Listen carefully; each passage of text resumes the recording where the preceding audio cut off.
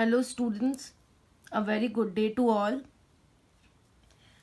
Today's lecture is based on framing of issues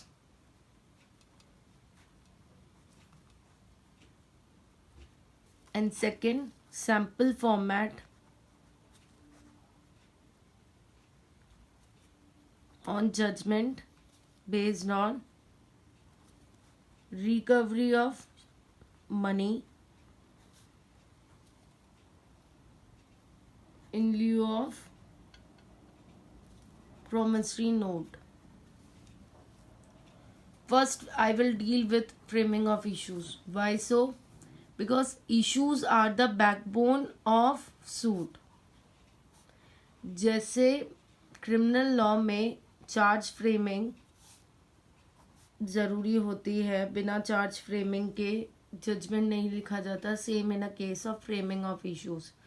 criminal law में जो framing होती है चार्ज की, वो शेड्यूल के हिसाब से दे रखी है, तो वहाँ पे प्रॉब्लम नहीं आती है लोगों को कि फ्रेमिंग कैसे करनी है चार्ज की. But in case of framing of issues most of the time students को प्रॉब्लम आती है कि फ्रेमिंग करनी कैसे है. व्हाट इफ अगर कोई एक प्रॉब्लम आ गई जो स्पेसिफिक परफॉर्मेंस ऑफ कॉन्ट्रैक्ट की है, तो हमें ऑलरेडी पता होना चाहिए कि इसका मॉडल इश्यूज क्या बन सकते हैं. So I will discuss in this topic framing of issues. First, issues, what issues are, how issues arise, and steps to determine issues.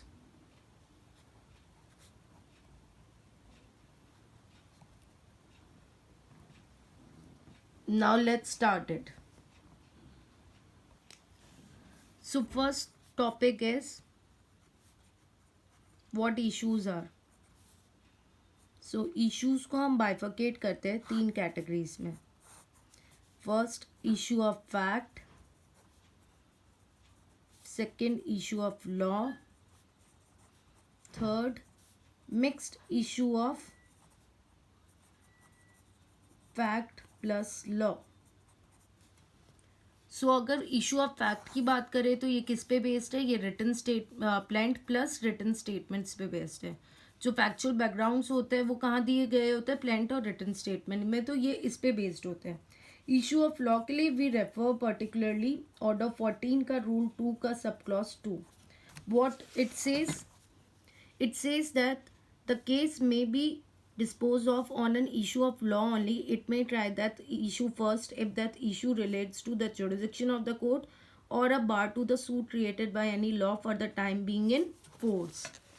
So this is basically based on jurisdiction के basis पे या limitation के basis पे.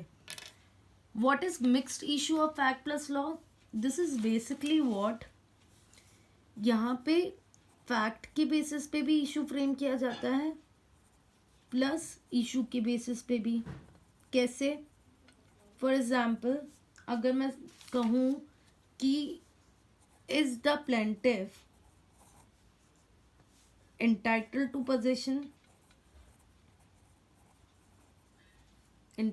possession of property A,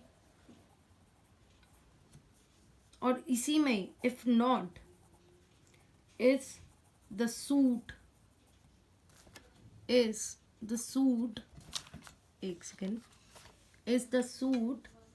for mere declaration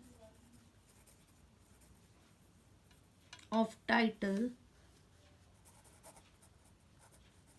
barred under section 5 of specific relief act.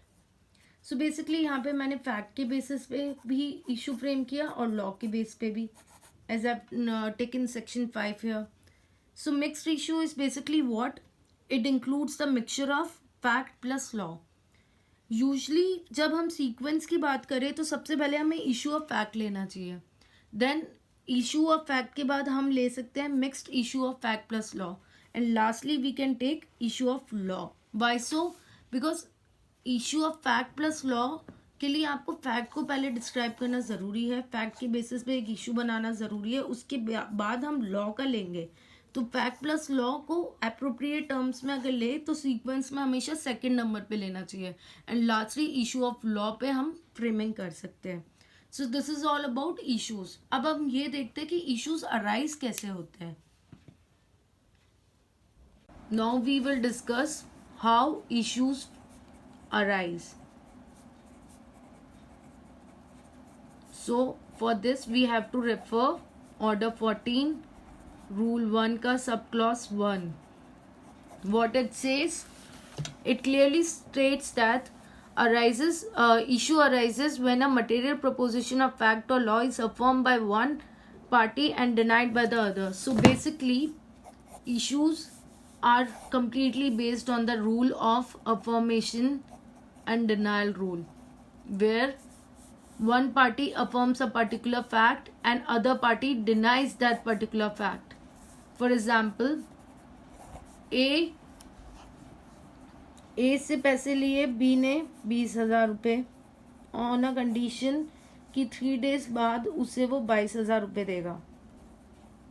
3 days के बाद उसे कोई पैसे नहीं दिए। A files a suit against B where B contests that he had not taken a single money, he had not taken the single penny from the A. So इस case में court जब ये इशू अराइज हुआ affirmation और denial पे, तो यहाँ पे कोर्ट क्या इशू फ्रेम करेगी, is be taken any 20,000 from A, so this will be the issue frame by the court. So basically issue frame होता है इसी बेसिस पे एडमिशन और डिनाइल रूल पे। और आपने इसमें देखा होगा मटेरियल प्रपोजिशन की बात की है, तो what is material preposition? Material preposition को अगर हम डिफाइन करते हैं तो वो कहाँ पे है, वो है ऑर्डर 14 के रूल 1 के सब क्लॉज 2 में। What it says, material proposition are those proposition of law or fact in which a plaintiff must allege in order to show a right to sue, or a defendant must allege in order to constitute his defense. Same in a case of this example, यहाँ पे right to sue है, वो 20,000 के against suit ला सकता है, और defence जो है डिफेंडेंट का वो ये है कि I have not taken the single penny from A. So basically material proposition और एडमिशन डिनाइल रूल के बेसिस पे इश्यूज फ्रेम होते हैं। So now you get it students की इश्यूज फ्रेम अराइज कैसे होंगे and how we will frame according to the rule. Now we will see steps to determine issues. So basically यहाँ पे मैंने 3 bifurcate किए हैं steps, step 1, step 2 and step 3। Step 1 बहुत general बात कहता है और ये बहुत इम्पॉर्टेंट है, वो ये है कि read plaint and written statement thoroughly. Students ये ही सबसे इम्पॉर्टेंट रूल है, आपको प्लेंट और रिटन स्टेटमेंट को थॉरली पढ़ना बहुत ज़रूरी है टू डिटरमिन इश्यूज। और मैंने आपको बताया था इश्यूज कैसे डिटरमिन करते हैं, अफर्मेशन और डिनाइल रूल पे और मटेरियल प्रपोजिशन को देख के, इन दोनों की चीज़ों को देख के हम डिटरमाइन करते हैं। आफ्टर देन इसके बाद आता है second, find out material proposition of law. So ये कहाँ पे दे रखा है, I have already told you, order 14 का रूल 1 का सब क्लॉज 2, जिसमें plaintiff right to sue allege करता है और डिफेंडेंट अपना डिफेंस कॉन्स्टिट्यूट करता है। इसी के बेसिस पे हमें मटेरियल प्रपोजिशन ऑफ लॉ को जैसे ही हम फाइंड आउट कर लेते हैं, उसके बाद हमें लास्ट में क्या देखना होता है, we have to see the burden of proof, rules of burden of proof that is provided under section 101 to 114 of Indian evidence act, जिसका section 101 is a general rule जो क्या कहता है, the entire onus of proof lies on plaintiff. General बात करता है 101 never shift, non shifting burden of proof होता है जो कि उसी पर्सन पे होता है जो कि वो पर्टिकुलर फैक्ट को अफर्म करता है, एलिज करता है, जबकि 102 से लेके 114 उसके एक्सेप्शंस होते हैं। So now you get it, steps to determine issues. इसी बेसिस पे अब मैं बताऊंगी कि मॉडल इश्यूज क्या हो सकते हैं स्पेसिफिक केसेस में। मैं यहाँ पे मॉडल इश्यूज किसके फ्रेम करूंगी, specific performance of contract. Students, आपको जैसे मैंने बताया कि फैक्ट्स कैसे फ्रेम होते हैं, प्लेंट और रिटन स्टेटमेंट के बेसिस पे, लॉ के बेसिस पे और फैक्ट प्लस लॉ के बेसिस पे, ये ऑलरेडी बता चुके हो। बट जैसे कोई प्रॉब्लम जैसे आपको मिलती है स्पेसिफिक परफॉर्मेंस की या फिर कोई मैलिशियस प्रोसिक्यूशन की, तो कुछ चीज़ें जो जनरली हर सूट में पूछी जाती है लॉ के बेसिस पे और फैक्ट के बेसिस पे, वो हमें पता होनी चाहिए। तो कुछ मॉडल इश्यूज बनाने में आसानी हो जाती है। चाहे फिर प्लेंट और रिटन स्टेटमेंट जो कह रहा है उन बातों को तो हम लिखेंगे ही लिखेंगे, बट यहाँ पे हमारे लिए उस पर्टिकुलर इशू को समझने में प्रॉब्लम नहीं आती है। सो नाउ मैं यहाँ पे specific performance of contract section 10 की लेती हूँ। तो मेरे यहाँ पे मॉडल इश्यूज क्या बन सकते हैं, मेरे पास कोई प्लेंट नहीं है, रिटन स्टेटमेंट नहीं है, बट मैं यहाँ पे बना सकती हूँ। क्यों? On the basis of issue of law. तो सेक्शन 10 के हिसाब से मैं क्या ले सकती हूँ, on the basis of issue of law पे क्या फ्रेमिंग हो सकती है इश्यूज की। सो पहली हो सकती है सेक्शन 10 की, whether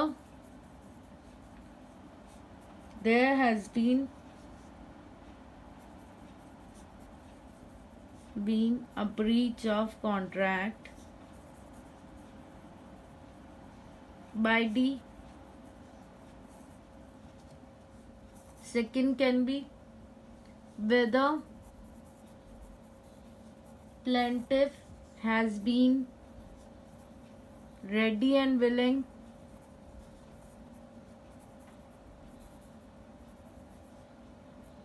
to perform his part of action, his part of contract, sorry.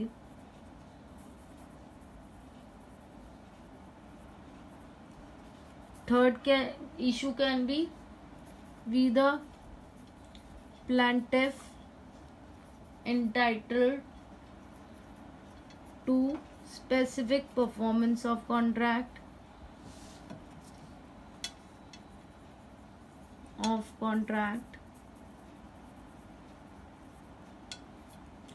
So students, as you can see, issue of law पे भी framing इस तरह से होती है. When you know the provision, so you also need to discuss you should also discuss that provision through your framing. कैसे?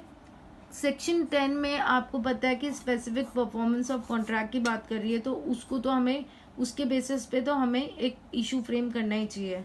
Breach of contract, of course breach of contract, क्योंकि हम यहाँ पे स्पेसिफिक रेमेडी ले रहे हैं तो हमें ये बताना तो ज़रूरी है ही कि ब्रीच ऑफ कॉन्ट्रैक्ट हुआ था या नहीं हुआ था. सो ये भी एक लॉ का बेसिस हो गया. तो जब हमें सेक्शन 10 का बेसिक बताया तो हमें प्रॉब्लम नहीं आएगी इशू ऑफ लॉ पे फ्रेमिंग करने में.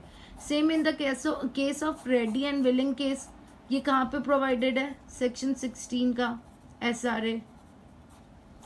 तो स्पेसिफिकली अगर हमें प्रोविजंस पता होते हैं, लॉ के प्रोविजंस पता हो तो फ्रेमिंग करना आसान हो जाता है. तो बेसिकली देखा जाए तो फ्रेमिंग ऑफ इश्यूज कुछ नहीं है, सिर्फ प्रोविजंस जो लॉ के प्रोविजंस है प्लस जो फैक्चुअल बैकग्राउंड्स आपको जो केस में दे रखे होंगे उसी का ही मिक्सचर होता है. उसी के बेसिस पे प्रॉपर फ्रेमिंग होती है। बस ये एक कुछ रूल्स हैं जिनको हमें आइडेंटिफाई करना ज़रूरी है in order to frame a appropriate issues, क्योंकि सबका अलग अलग तरीके से इश्यूज फ्रेम हो सकते हैं। So there is no proper language to write any issue in that particular manner. इसलिए यहाँ पे मैंने आपको अपने तरीके से समझाया है और मॉडल इश्यूज क्या हो सकते हैं उस तरीके से समझाया है। सेम इन द केस अगर मैं मैलिशियस प्रोसिक्यूशन की बात करूं तो मैलिशियस प्रोसिक्यूशन पे कोई हमारे पास स्पेसिफिक सेक्शन नहीं है। तो अब जैसे मैलिशियस प्रोसिक्यूशन की बात हो रही है तो उसके मॉडल इश्यूज क्या हो सकते हैं, ये भी हो सकते हैं ना। तो यहाँ पे ये लॉजिकल बेसिस पे हो सकता है। सी एक्चुअली फ्रेमिंग जो होती है लॉजिकल बेसिस पे ही होती है देखा जाए तो आपको घबराने की ज़रूरत नहीं है कि केस प्रॉब्लम को समझ के आपको जब जब पता है कि मटेरियल प्रपोजिशन क्या है, rule of burden of proof क्या है, आपको सेक्शन क्या प्रोविजंस के बारे में पता है, तो फ्रेमिंग ऑफ इश्यूज में प्रॉब्लम नहीं आएगी। और ऑर्डर 14 का रूल 1 क्या कहता है और बाकी जो प्रोविजंस है जो कि इसके लिए अप्रोप्रिएट हो सके, वो सब पता होने के बाद हमें पता है कि कैसे फ्रेमिंग करनी है, तो हमें प्रॉब्लम नहीं आएगी। बट फिर भी ये बेसिक्स हमें ध्यान रखने चाहिए, क्योंकि प्रॉब्लम कैसी भी आए we are able to frame issues. तो now we will switch to malicious prosecution के मॉडल इश्यूज पे। तो वो क्या हो सकता है मैं बताती हूँ। पहले ले सकते हैं इशू नंबर 1 क्या हो सकता है। इशू ऑफ नंबर 1 हो सकता है did defendant file any complain against P plaintiff. Issue number 2, did proceeding terminate in plaintiff's favor. Third, was the complaint malicious?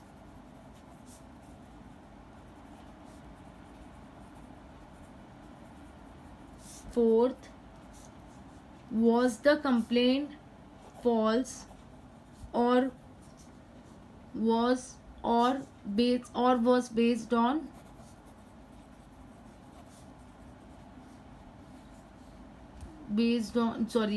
was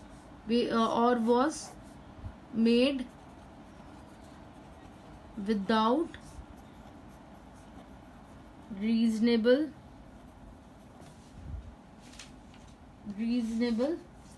cause. Fifth, to what damages is plaintiff entitled. So students, इस तरह से model issues frame हो सकते हैं। आप जैसे देख सकते हैं ये सारे इश्यूज जो फ्रेम हुए हैं वो सारे लॉजिकल है। अगर कोई स्पेसिफिक प्रॉब्लम हमें पता है कि ये इसकी है तो हम लॉजिकल मैनर में भी फ्रेमिंग कर सकते हैं। फैक्ट का तो पता ही है, लॉ का पता है, और ये एक लॉजिकल फ्रेमिंग भी हो सकती है इश्यूज की। तो आपको घबराना नहीं है। देखिए कोई रूल नहीं है, इसलिए मैंने आपको बताया, क्योंकि ये आर्ट ऑफ जजमेंट राइटिंग का जो रूल होते हैं वो पर्सन टू पर्सन डिफर करता है। इसलिए मैंने मॉडल इश्यूज के जरिए आपको बेसिक्स क्लियर की है। So now framing of issues आप समझे तो आपको पता चलेगा कि जजमेंट राइटिंग में लिखना क्या है, क्योंकि मार्क्स ही जहाँ से मिलते हैं तो हमें उस पर ज़्यादा फोकस करना है।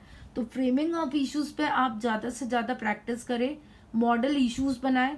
कोई भी प्रॉब्लम ले लीजिए, डैमेजेस पे ले लीजिए, कोई रिकवरी ऑफ मनी के मैटर ले लीजिए। जैसे मैंने यहाँ मैलिशियस प्रोसिक्यूशन के इश्यूज मॉडल इश्यूज फ्रेम करे, स्पेसिफिक परफॉर्मेंस के करे, प्रीएम्पशन के हो सकते हैं, किसी के भी हो सकते हैं। तो स्टूडेंट्स ये आपके ऊपर है कि आप कितना प्रैक्टिस करते हैं मॉडल इश्यूज। ये आपकी कल को जजमेंट आपसे पूछा जाएगा तो आप घबराएंगे नहीं, आपको फ्रेमिंग आती होगी। इसलिए मैंने आज आपको ये बेसिक्स डिस्कस किए फ्रेमिंग ऑफ इश्यूज पे। And now I will switch to sample format on judgment writing. So वो मैं आपको दिखाती हूँ। So now we will see this particular judgment problem. तो ये जजमेंट प्रॉब्लम क्या है? एक ट्रेडर है अशोक जैन, जिसने 2 लाख का लोन दिया सोहन गुप्ता को 1 जनवरी 2012 दोसा में। इन रिटर्न सोहन गुप्ता ने क्या एग्जीक्यूट किया? प्रॉमिसरी नोट एग्जीक्यूट किया। अशोक जैन रिसाइड करता दोसा में और सोहन लाल गुप्ता भरतपुर में। जब अशोक जैन ने पैसे मांगे लेटर के थ्रू 1 जनवरी 2014 में, तो सोहन लाल ने रिप्लाई किया लेटर का ये कहते हुए कि वो उसको 2 साल में दे देगा, अभी उसको फाइनेंशियल डिफिकल्टीज हो रही है। सब्सिक्वेंटली अशोक जैन ने सूट फाइल किया 1 जनवरी 2016 में। किस लिए? रिकवर करने के लिए अमाउंट को, जो कि सिविल कोर्ट दोसा में फाइल किया उसने। सोहन लाल गुप्ता ने ये प्ली ली कि दोसा कोर्ट के पास तो कोई टेरिटोरियल जुरिडिक्शन ही नहीं है, और उसने अपने रिटन स्टेटमेंट में ये बोला कि जो सूट वो लेके आया है वो 3 इयर्स के बाद लेके आया है और इसलिए वो टाइम बार्ड है। और यहाँ पे उसने ये भी बोला रिटन स्टेटमेंट में कि क्या उसने कोई प्रोमिसरी नोट रिसीव ही नहीं किया था और ना ही कोई प्रोमिसरी नोट साइन किया था। सो स्टूडेंट्स, जैसे कि आप ये प्रॉब्लम देख पा रहे हैं, आपको इससे क्लियर हो पाएगा कि इश्यूज क्या बन सकते हैं। अगर हम इनसे थॉरली पढ़े तो सबसे पहला इशू क्या फ्रेम हो सकता है? ये टेरिटोरियल जुरिडिक्शन की बात पे कि सोहनलाल गुप्ता कहता है कि दोसा कोर्ट का कोई टेरिटोरियल जुरिडिक्शन ही नहीं है। क्यों? अगर हम हमारा अफर्मेशन और डिनायल रूल देखें और मटेरियल प्रपोजिशन को देखें, दोनों को मिला के, तो सबसे पहले जो एप्रोप्रिएट फ्रेमिंग होनी चाहिए वो टेरिटोरियल जुरिडिक्शन की होनी चाहिए, फर्स्ट। सेकंड, उसने ये बोला कि ये सूट टाइम बार्ड है, तो इस पे एक फ्रेमिंग होनी चाहिए, क्योंकि यहाँ पे एडमिशन ऑन डिनाइल और मटेरियल प्रपोजिशन दोनों है। और तीसरा उसका क्या होना चाहिए कि उसने कोई अमाउंट ही रिसीव नहीं किया था और ना ही प्रोमिसरी नोट साइन किया था, क्योंकि ये पर्टिकुलर फैक्ट्स जो थे इसी को इसने डिनाइल किया, तो अब ये प्रॉपर इशू बन गया। तो ये तीसरा इशू बन गया। चौथा ये बन सकता है कि क्या ये 2 लाख का, जब ये अमाउंट वाली बात बोली है कि उसने कोई अमाउंट ही रिसीव नहीं किया है, ना ही वो साइन किया है प्रोमिसरी नोट, तो चौथा ये बन सकता है क्या प्लेंटिफ सच में 2 लाख रुपए का अधिकारी है। इस तरह से हमारी फ्रेमिंग हो सकती है वाइल रीडिंग दिस। अब जब हमने फ्रेमिंग कर ली तो अब हमें देखना है बर्डन ऑफ प्रूफ किस पे लाई करता है। तो यहाँ पे जैसे सोहन लाल गुप्ता कहता है कि दोसा कोर्ट का टेरिटोरियल जुरिडिक्शन नहीं है, वो कहता है कि टाइम बार्ड है, उसने कोई रिसीव नहीं किया अमाउंट, ना ही प्रोमिसरी नोट साइन किया। तो पहली बात तो टेरिटोरियल जुरिडिक्शन वाले केस में डिफेंडेंट के ऊपर है। क्यों है? क्योंकि वो पर्टिकुलर फैक्ट को डिनाइल कर रहा है, और burden of proof as to particular fact जो 103 ऑफ इंडियन एविडेंस एक्ट कहता है वो किस पे लाई करेगा? यहाँ पे इस सिचुएशन में डिफेंडेंट पे। सेकंड केस में भी डिफेंडेंट पे ही लाई करेगा, क्योंकि वो कहता है, वो ये पर्टिकुलर फैक्ट कहता है कि ये टाइम बार्ड है, ये आना नहीं चाहिए था, तो इस केस में भी डिफेंडेंट पे। बट जो थर्ड इशू है जो हम यहाँ पे फ्रेम करें कि ये अमाउंट रिसीव नहीं करा था उसने, कोई भी डिफेंडेंट ने, और कोई प्रोमिसरी नोट ही नहीं साइंड हुआ, तो यहाँ पे ये पर्टिकुलर फैक्ट जो अफर्म कर रहा था प्लेंटिफ, उसको डिनाइल तो कर दिया है, बट उसने ये पूरा का पूरा ओनर्स ऑफ प्रूफ किस पे डाल दिया इस केस में? प्लेंटिफ के ऊपर। तो नाउ अब जैसे हमने फ्रेमिंग ऑफ इशू समझ लिया तो हमें पता चल गया बर्डन ऑफ प्रूफ किस पे लाई करता है। अब इसके बेसिस पे फाइंडिंग होती है। अब आप समझे कि जो मैं फ्रेमिंग ऑफ इशू समझाना चाह रही थी वो क्यों समझाया था। जो कि कोई प्रॉब्लम आए, प्रॉब्लम में ही हमें पता होता है कि फ्रेमिंग होनी कैसे है इश्यूज की। सो हमने पहले डिटरमिन ये एक रफ डिटर्मिनेशन कर लिया फ्रेमिंग ऑफ इश्यूज का। Now we will switch to model judgment format. Now you can see title. आपने देखा होगा मैंने यहाँ पे कोर्ट ऑफ जूनियर सिविल जज लिखा है। दोसा डिस्ट्रिक्ट में गया है तो दोसा का नाम लिखा है और राजस्थान। तो जूनियर क्यों लिखा है, क्योंकि मैंने आपको पेक्यूनरी जुरिसडिक्शन बताया था 2 लाख तक के मैटर किसके पास जाते हैं, जूनियर सिविल जज के पास, और इसका कैडर क्या है, आरजेएस। तो मैंने एक चीज क्लियर कर दी। Then civil suit number, then title of the case, Ashok Jain versus Sohan Lal Gupta. नीचे मैंने लिख दिया बीच में suit for recovery of money in lieu of promissory note. Judgment आप यहाँ पे लिख दीजिएगा और प्रेजेंट डेट डाल दीजिएगा। After then first para, what it says, it talks about nature of suit, जो कि ऑलरेडी मैंने बता रखा है, उसमें मैंने हेडिंग में भी दे दिया और फर्स्ट पैरा भी ये दे दिया। The plaintiff has filed the present suit against the defendant to recover a loan of 2 lakh given by the former to the latter in lieu of promissory note. Second para, it's all about plaintiff case, जो मैंने बताया था कि उसने पैसे दिए थे, 2 लाख रुपए दिए थे, दोसा में दिए थे, उसने एक्सिक्यूट किया इन रिटर्न promissory note, और जब उससे पैसे मांगे तो लेटर लिख दिया, लेटर में रिप्लाई ये कर दिया। After then last case, second last line, so the present suit has been filed within the limitation period and proper court fees has been paid. ये चीज प्लेंटिफ ने करी है, यानी अपनी तरफ से प्लेंटिफ की सारी रिक्वायरमेंट्स हो गई है एंड इट्स फुलफिल्ड, तो ये केस में लिखना जरूरी है। On the contrary, defendant file is written statement, उसने क्या लिया, अब यहाँ पे मैंने लिखा He also raised a preliminary objection। अब जैसे ही हम preliminary objection की बात करते हैं तो हमें पता है preliminary objection क्या है। ऑर्डर 14 में दे रखे हैं, रूल 2 में के सब क्लॉज 2 में क्या है वो, एक तो टेरिटोरियल का है, जुडिसिक्शन वाला है, और सूट बार्ड है बाय लिमिटेशन, ये दोनों चीज बता रखी है। तो ये बेसिकली इशू ऑफ लॉ ही तो हो गए इसके हिसाब से, तो ये बता दिया। अब इसके बाद आता है on the basis of assertion and denial of parties made in their respective pleadings, वही रूल एडमिशन और डिनाइल वाला।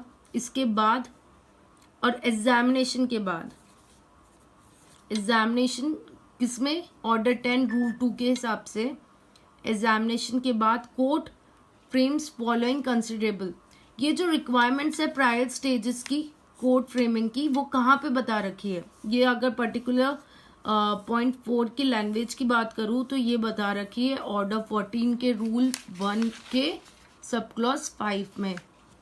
अगर आप पढ़ेंगे तो आपको एग्जैक्ट लैंग्वेज ऐसी ही मिलेगी। ये एक्चुअली वो प्रायर स्टेज है जहाँ पे कोर्ट मैंडेंट है, it's a mandatory duty of court to fulfil all the prior stages requirement, और वो यहाँ इसके बेसिस पे दी जाती है, इसलिए हम जजमेंट में ये भी लिखते हैं। नाउ यू अंडरस्टैंड कि जजमेंट्स में जो पॉइंट्स होते हैं, जो लैंग्वेज यूज होती है, it's all completely based on the provision. Now we come to the issues, as we have already frame the issues, but यहाँ पे क्लियर टर्म्स में बताती हूँ। पहला इशू क्या है, whether the suit of the plaintiff is barred by limitation, ये हमने ले लिया था जैसे ही हमने थरो रीडिंग की थी प्लेंट और रिटन स्टेटमेंट की। सेकंड हमने इशू लिया था whether this court lacks the territorial jurisdiction to decide the present suit।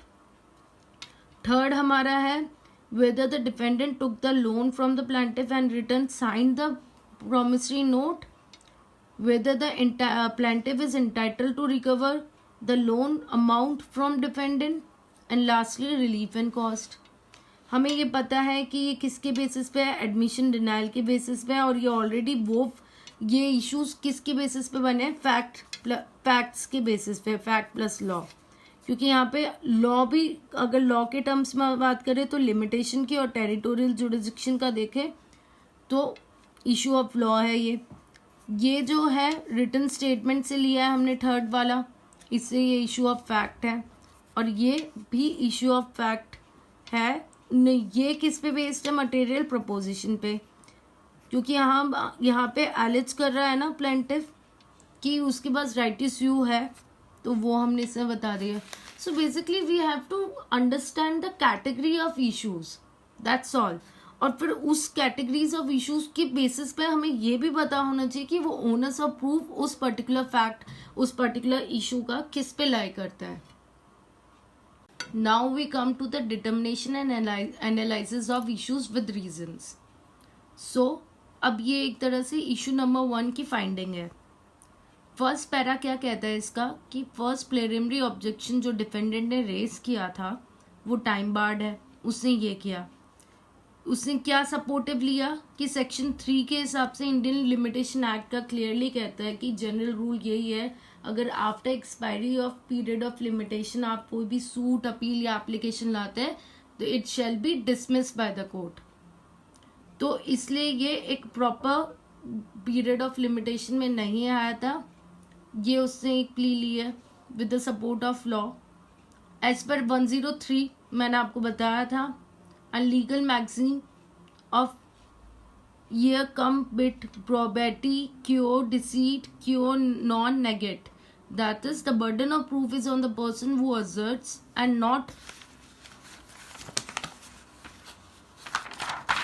not on who denies. फिर तो यहाँ पे मैंने बताया कि बर्डन ऑफ प्रूफ किसके ऊपर है, डिफेंडेंट के ऊपर है. यहाँ पे प्लेंटिफ आया PW1, उसने डिपोज किया कि मैंने लोन दिया था, बिल्कुल मैंने दिया था लोन, और रिटर्न में इसने प्रॉमिसरी नोट दिया. अब जो प्रॉमिसरी नोट दिया था उसको उसने एग्जिबिट भी कर दिया. अब उसने एग्जिबिट कर दिया, उसकी तरफ से उसका एविडेंस स्टैंडर्ड हो गया. और उस रिटर्न में PW1 ने जब पैसे मांगे थे PW1 के हिसाब से, तो उसने लेटर्स जो उससे भेजे थे और जो रिप्लाई आया था लेटर का उसको उसे एग्जिबिट कर दिया, एग्जिबिट P2 P3 के हिसाब से. आफ्टर देन जब पैसे नहीं आए इसलिए वो ये प्रेजेंट सूट लेके आया है.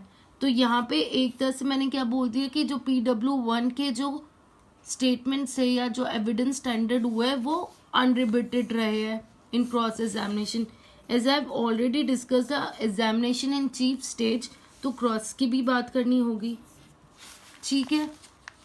इसके बाद आता है पर कॉन्ट्रा. डिफेंडेंट ने कोई भी डिफेंडेंट ने बस इसका एक ही जवाब दिया कि भाई ये तो सूट बार्ड है. उसने कोई एविडेंस स्टैंडर्ड नहीं किए, ना ही कोई विटनेस प्रोड्यूस किया, ना ही कोई डॉक्यूमेंट प्रोड्यूस किया. अब on the basis of it final finding क्या होगी कोर्ट की. कोर्ट ने क्या बोला है, आर्टिकल 35 के हिसाब से इंडियन लिमिटेशन एक्ट का जो पीरियड ऑफ लिमिटेशन होता है वो कब से कंप्यूट होता है, from the date of note. यानी जिस दिन आपका प्रोमिसरी नोट पेबल जो था उस दिन से, from the date of note, यानी प्रोमिसरी नोट पे जो डेट लिखी है उस दिन से वो एग्जीक्यूट माना जाएगा. ऑल्सो कोर्ट ने सेक्शन 18 भी बोला कि बिफोर एक्सपायरी अगर प्रिस्क्राइब पीरियड के कोई भी पर्सन एक्नॉलेज कर देता है अपनी लायबिलिटी को, तो उसका वो पीरियड ऑफ लिमिटेशन, नया पीरियड ऑफ लिमिटेशन कंप्यूट हो जाता है उस दिन से जिस दिन वो एक्नॉलेजमेंट साइंड हुई है. और यहाँ पे एक्नॉलेजमेंट साइंड हमने किस रेफरेंस में लिए, लेटर्स के थ्रू लिए जो कि उसने दिए थे. पहला लेटर कि मेरे को पैसे दो, उसने रिप्लाई दिया नहीं मेरे पास पैसे नहीं है, मैं बाद में दूंगा, फाइनेंशियल डिफिकल्टी है. तो उसने ये प्ली ली. आफ्टर देन जैसे ये हो गया, DW1 ने एक्नॉलेज भी किया. DW1 यहाँ पे कौन है, डिफेंडेंट ही है. उसने एक्नॉलेजमेंट भी किया कि वो 2 साल में दे देगा. तो ये एक्नॉलेजमेंट उसका कब हुआ था, 3 साल के अंदर अंदर हुआ था फ्रॉम द इम्प्यून्ड नोट. यानी जो प्रिस्क्राइब पीरियड था सेक्शन 18 के हिसाब से उसने पूरी रिक्वायरमेंट्स फुलफिल की. आफ्टर देन जो एग्जिबिट्स जो थे अगर इसको देखा जाए और सेक्शन आर्टिकल 35 को देखा जाए तो ये 2015 में आना चाहिए था प्रॉमिसरी नोट, क्योंकि 2012 में जो था वो प्रॉमिसरी नोट एग्जीक्यूट हुआ था. तो 3 साल का देखे तो 2015 में आना चाहिए था. पर टेक्निकली ये आना तो तब तक चाहिए था, पर यहाँ पे प्लेंटिफ को सेक्शन 18 का सहारा मिल गया क्योंकि यहाँ पे डिफेंडेंट से ये गलती हुई, उसने एक लेटर के थ्रू अपनी लायबिलिटी को एक्नॉलेज कर लिया. इसलिए यहाँ उस एक्नॉलेजमेंट के बेसिस पे कोर्ट क्या फाइंडिंग देती है, therefore in this case the plaintiff has a right to institute suit within 3 years from the date of acknowledgement and thus the suit it's not barred by limitation and issue number 1 is held to be disproved. Now you understand कि ये final finding कैसे हुई. सो इस particular fact की इस तरह से हुई. Now issue number 2, what was second preliminary objection in this case. यहाँ पे टेरिटोरियल जुरिसडिक्शन की बात की थी, तो उसको मैंने रिलाई किस पे करा है, एक हॉनरेबल सुप्रीम कोर्ट का जजमेंट है Abdul Kafur versus state of Uttarakhand, जिसमें बोला है every civil court has inherent jurisdiction to decide all civil suit except when the jurisdiction of the court is impliedly or expressly barred. So ये क्या है, section 9 की एक रिक्वायरमेंट का मैंने केस मैंने कोट किया है. आफ्टर देन इसके बेसिस पे मैं ये कहना चाह रही थी इसमें कि कोर्ट हमेशा प्रोसीड कर सकता है इस प्रिजम्पशन के साथ. The court will always proceed with the presumption that it has a jurisdiction to decide the case, except when lack of jurisdiction is manifest. Plaintiff has to simply plead that court has jurisdiction and has no burden of proof to prove this jurisdiction. On the other hand, it is for defendant to raise this objection and prove that the court has no present case is on the defendant. So basically यहाँ पे मैंने एक ruling के basis पे judgement बताया कि section 9 में हर एक कोर्ट के पास पावर होती है कि वो ये डिसाइड कर सकता है, इस प्रिजम्पशन के साथ मूव कर सकता है कि उसके पास जुरिसडिक्शन है. प्लस मैंने ये बताया कि जो डिफेंडेंट है उसके ऊपर ये ओनर्स ऑफ प्रूफ है, वो कहता है कि टेरिटोरियल जुरिसडिक्शन नहीं है तो क्यों नहीं है. And finally as per section 20 clause C जो क्लियरली कहता है जहाँ पे कॉज ऑफ एक्शन या तो पार्शली अराइज हो या होली अराइज हो. इन दिस केस यहाँ पे अनरिपीटेड टेस्टिमनी जो प्लेंटिफ की थी उससे क्लियर होता है कि जो लोन ट्रांजैक्शन थी वो दोसा में ही हुई थी. और बेसिकली प्रोमिसरी नोट है क्या, इट्स बेसिकली अ कॉन्ट्रैक्ट, और ब्रीच भी किया डिफेंडेंट ने. तो यहाँ पे जो प्लेस हुई है, the place where the contract is entered is basically the place where the cause of action arises. तो यहाँ पे in the present factual matrix Dausa is that place and therefore the suit of plaintiff is within the jurisdiction of the court. Accordingly issue number 2 is also disproved. So यहाँ पे मैंने ये finding दी, territorial jurisdiction की ruling दे दी, section 9 की presumption बता दी कि कोर्ट इस पे चलता है, and after then section 20C of CPC. Now we come to issue number 3 and 4. What it says, issue number 3 कहता है कि इसमें ये कहा था कि डिफेंडेंट ने कोई प्रोमिसरी नोट एग्जीक्यूट ही नहीं किया था, उसने ये किया था. तो हम ये पूछते कि क्या नहीं किया था, तो उसका आंसर दिया गया है. अब यहाँ पे ओनर्स ऑफ प्रूफ किसका था, प्लेंटिफ का था. तो बेसिकली प्लेंटिफ जो है उसने अपनी टेस्टिमनी के थ्रू ये क्लियर कर दिया था कि exhibit P1 promissory note execute हुआ है, और यही टेस्टिमनी अनरिबिटेड रही. ऑन द कॉन्ट्रैरी जो डिफेंडेंट के एविडेंस स्टैंडर्ड हुए थे उसने सिर्फ डिनाइल किया प्रोमिसरी नोट को, and he had not produce any further evidences. So in on the basis of both the evidence tendered, final finding क्या होगी इसकी. सबसे पहले तो कोर्ट ये देखेगा सेक्शन 4 कहता क्या है नेगोशिएबल इंस्ट्रूमेंट का. वो कहता है प्रोमिसरी नोट होता क्या है. तो प्रोमिसरी नोट की बात करते हैं तो अनकंडीशनल अंडरटेकिंग होती है, साइंड बाय मेकर होती है, और पे किया जाता है certain money to certain person. ये अनरिबिटेड टेस्टिमनी जो है PW1 की वो क्लियर कहाँ से हुई, एग्जिबिट P1 से, उसकी प्रोमिसरी नोट की कॉपी से. इससे ये क्लियर होता है कि यस डिफेंडेंट ने प्रॉमिस किया था कि वो पैसा देगा 2 लाख प्लेंटिफ को. और एग्जीक्यूशन रीइंफोर्स हुआ कैसे, फर्दर रिप्लाई से, जो कि उससे लेटर्स दिए, लेटर किया और लेटर का जो रिप्लाई दिया उससे वो एक्नॉलेजमेंट कर दी उसने लाइबिलिटी की.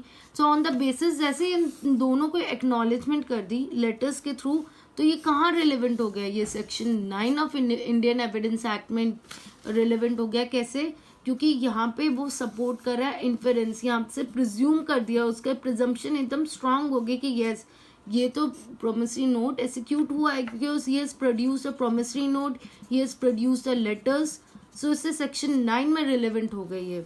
आफ्टर देन सेक्शन 18 जो कहता है NI एक्ट का, वो भी यही है कि कोर्ट प्रिज्यूम करके चलता है. कोर्ट ऑलवेज प्रिज्यूम, शैल प्रिज्यूम कि प्रोमिसरी नोट जो है एक्सिक्यूटेड हुआ है फॉर कंसिडरेशन, और यहाँ पे बर्डन ऑफ, सो यहाँ पे जो कंसिडरेशन पे एक्सिक्यूट हुआ है तो कॉन्सिक्वेंटली जो बर्डन जो है वो आप किस पे है, डिपेंडेंट पे ही है, to rebut that he has not received any consideration. But यहाँ पे तो डिपेंडेंट जो है उसने तो कोई एविडेंस ही टेंडर नहीं की है, तो हेंस दिस इशू, हेंस उस जो वो प्ली ले रहा था कि मैंने कोई पैसा नहीं लिया है या उसने साइन नहीं किया है, वो टेनेबल नहीं है, इट्स नॉट प्रूव्ड। सो यहाँ पे there on this there to on this court holds that DW1 executed the promissory note in lieu of consideration of 2 lakh and it bears his signature, जो कि prove हुआ exhibit P1 से और plus letter से, और जो inference मैंने ली 118 की section 9 of Indian evidence act की, इस तरह से। और फाइनल फाइंडिंग अगर इशू नंबर 4 की करे तो वो क्या है, as it has been proved that DW1 took the loan and executed the pronote in favor of PW1. This court concludes that now the final finding of both the issues that PW1 जो plaintiff है, he is entitled to recovery of his money as it is his legal right. Therefore, now issue number 3 and 4 are held to be proved in favor of plaintiff. This is all about 3 and 4 determination of issues. Finally, we come to the relief and cost. जैसे हमारे सारे determination हो गए issues के, court का क्या view है, court ने बोल दिया कि हाँ plaintiff has proved this case on the basis of preponderance of probabilities and hence this court passes the decree for the recovery of loan amount in favor of the plaintiff and gives the following relief. What are these reliefs are? पहला कि उसको 7 दिन के अंदर अंदर पैसा मिलेगा from date of decree plaintiff को। Second, defendant shall bear his own cost, और जो कॉस्ट जो हर्जाना लगा है प्लेंटिफ का वो भी भुगतेगा, और सर्टिफाइड एडवोकेट फीस जो है वो भी कॉस्ट में इंक्लूडेड है। ये सेट लैंग्वेज है जो कि आप यूज करते हैं हमेशा ही। After then lastly decree to be drawn accordingly, this judgment is stated, sign and pronounce in the open court, sign and seal of the court. So finally हमें पता चला कि जजमेंट लिखना कैसे है। अब मैं ऐसे ही आपको सारे सैम्पल्स प्रोवाइड करूंगी। नेक्स्ट सेशन में जो होगा सर्टिफाइड कॉपी दिखाई जाएगी कोर्ट की, ताकि जो हिंदी मीडियम के स्टूडेंट्स हैं उनको भी पता चले कि क्या लैंग्वेज यूज होती है जजमेंट राइटिंग में। और आप लोगों के लिए भी इम्पोर्टेंट है, इंग्लिश मीडियम वालों के लिए आपको पता चलेगा कि सर्टिफाइड कॉपी जो है उससे आपको आइडिया होगा कि फॉर्मेट जो है वो हमारा बिल्कुल सही जा रहा है, प्लस लैंग्वेज पे पकड़ आपकी अच्छी होगी हिंदी लैंग्वेज में। So thank you everyone for giving your valuable time. और नेक्स्ट लेक्चर में सर्टिफाइड कॉपी की बात होगी और ऑर्डर राइटिंग का जो ऑर्डर है उसके कुछ बेसिक्स क्लियर होंगे। फिर फ्यूचर लेक्चर्स में ऑर्डर राइटिंग के फॉर्मेट्स भी डिस्कस होंगे। So that's all for today, thank you so much.